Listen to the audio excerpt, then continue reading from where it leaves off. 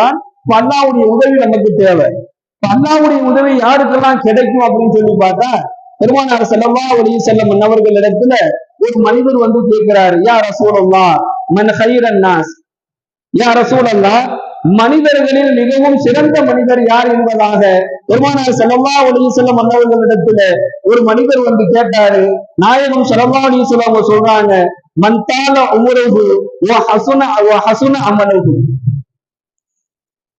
யாருடைய ஆயுட்காலத்தை, யாருடைய வயதை அல்லாஹ் நீடித்து வைத்திருக்கின்றானோ இவர் மனிதர்களில் சிறந்தவர்.